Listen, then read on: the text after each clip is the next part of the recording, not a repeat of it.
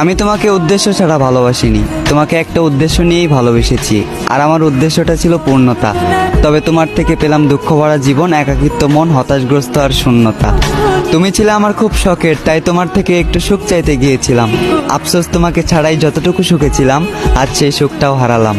তোমার মনের দুয়ারে এক মুঠো ভালোবাসার আবদার করতে গিয়েছিলাম, তবে তুমি আমাকে তাড়িয়ে দিলে। তুমি হয়তো নিজেও জানো না যে মানুষটা এত ভয়ঙ্করভাবে তোমাকে চাইলো, তুমি সেই মানুষটাকেই হারালে।